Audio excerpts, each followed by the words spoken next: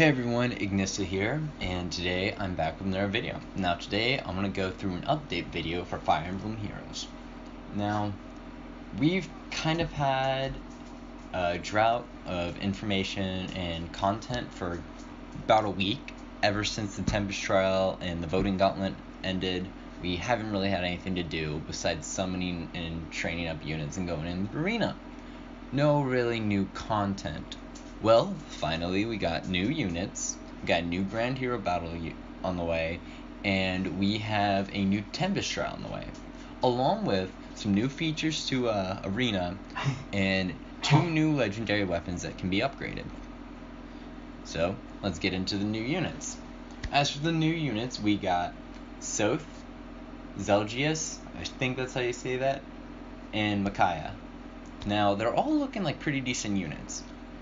Zelgius is like a better Black Knight. Funny because he is the Black Knight. Spoiler there. Anyone hasn't played Radiant.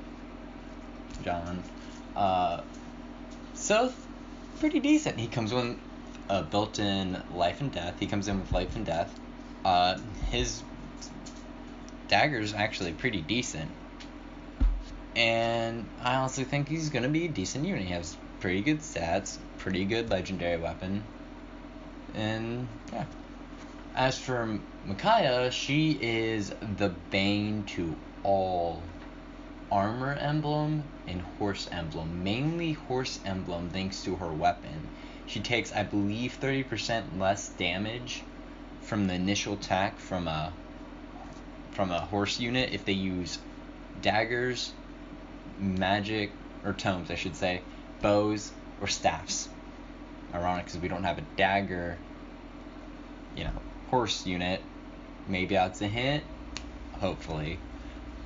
But yeah, she comes in that. It gives her +3 res. It has 14 might because it's a legendary weapon. It's effective against armored units and horse units, which is the first double effective, I believe. She has quick impulse, or not quick impulse. She has a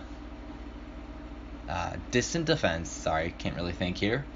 She's got guard, I believe, is what it's called, and drive attack. Pretty decent, honestly. I think she's a good unit. If you guys were looking forward to her, or any of these units in general, I'd recommend pooling. Other than that, I'd recommend holding off for the new year, for the 1-year anniversary that's supposed to be coming out next month. You're most likely gonna have something big going on. But if you want these units, by all means, go ahead and pool for them. I already pooled for one to at least get one, and I got Micaiah, so I'm going to be doing a review on her at some point. So, yeah, just go ahead and think about what you're going to do, make your decision. If you like one of these guys, go ahead and pool them. Okay, the next piece of information I have for you guys is about Oliver, the next Grand Hero Battle unit. I didn't expect to see him in Heroes. I honestly never thought the day would come. But I'm happy all the same to see a new Grand Hero Battle unit. I'm sure there's going to be tons of memes coming out with him. I honestly can't wait to see what they look like. They're most likely going to be funny. But I'm just glad we're going to get a new Grand Hero Battle unit. I'm hoping this means we're going to get more. I'm hoping this means we're going to get maybe Flora, Aversia, some characters that I feel like should be in the game, but they're not. I mean, I'd love to see those two. Maybe it's just me, but I'd love to see them. Now, on the topic of free-to-play units, there is one issue, however. We still don't have any news on New Year Corrin. I'm very disappointed by that because I really want him. I know he's not the best unit, but I'm still going to use him all the same because I like the character. Though, with the Tempest Trial Mini that's supposed to be coming up, that was data mined, we're most likely going to get him as a reward, which is okay. But, at the same time, what if we don't? What if it's we're getting another Mass Lucina, But then, are we going to get Corrin a different way? He's most likely going to be a Tempest Trial reward. No doubt about it. We might get some new seals, maybe a rerun of seals. But As of now, we've yet to know. We don't even know the date for it. I'm thinking it'll be out by like next week, some point. Maybe midway through the week. But yeah, that's basically all I have about him. Still no news about him. We're missing the crying man-child, boys. We're missing him. Now, as I said earlier, that there were 2 new legendary weapons. Well, they're not new, but legendary weapons that you can now upgrade. And I feel like these units did need a buff, so I'm glad they got it. It is George and Sanaki. First off, we're going to go over George's. So, when you upgrade his, Parthia receives the effect that if foes use magic, damage from first attack received by unit during combat reduced by 30%. Yeah. I mean, it grants +6 attack during combat if foe uses bow, dagger, magic, or staff. But that's about it.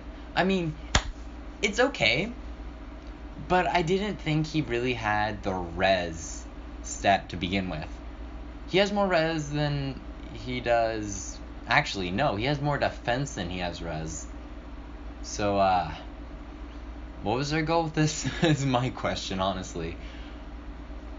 I'm gonna question it, but at the same time, it's like, he did need a buff, so this is kind of a buff, but it's a disappointing one all the same. Okay, so Sanaki, when upgraded, it grants allies within 2 spaces, +3 attack during combat, instead of the +4 to adjacent allies. So, basically, it's pretty decent, actually. I kind of like it. It also gains the effect, the additional effect that grants attack / resistance +5 during combat if within 2 spaces of a flying ally. I don't know why they had to make it a flying ally, but I'm not gonna complain. It is a buff to her. I mean, she already had pretty decent res. Might as well give her a little more, make her bulkier. Give her some more attack with that. So yeah, I'm saying it's alright. I mean, she was already slow to begin with, so she wasn't doubling anything. But I think it's an alright buff. If you guys have Sanaki or a George and you like using them, you can upgrade them for this now and make them viable even more than what they were before. Along with that, they've also added the fact that you can get 1,000 more hero merit. So it's been increased from 3,000 to 4,000, which is okay because a lot of my units they've been needing to be able to upgrade some more. It also adds in new maps to the arena, which these maps, they have trenches, which is another nerf to Horse Emblem. Basically, horse units, or rider units, whatever you want to call them, mounted units, can only move 1 space in that terrain. So honestly, I think it's an alright. I like it. I'm glad they put that in. They've also had the fact that you can check a map before a battle before you go into battle, which I like as well. And you can edit your units right then and there beforehand. You can fix the team beforehand, and I think it's really useful now. I enjoy it more with that because now I'm not always having to go to the allies tab, fix them, go into the battles tab, go back to said map, click it, start it, being lazy basically. So yeah, that's about all the information for version 2.1, all the information on the new units. I hope you guys enjoy your day. I hope you guys get the units you're looking for from these summonings. And leave down a comment below what unit you want to see added to this game. I'll for one just tell you right now, Flora. I want to see Flora in this. I want to see a version in this. I want to see K's in this. I just feel like they should be in it. So you guys can go ahead and just leave a comment if you want to see who you want to be in it, maybe a skill you want to be in it. Maybe I'll make that a video at some point where I go ahead and I come up with some skill ideas. So yeah, I hope you guys enjoy this content. See you around.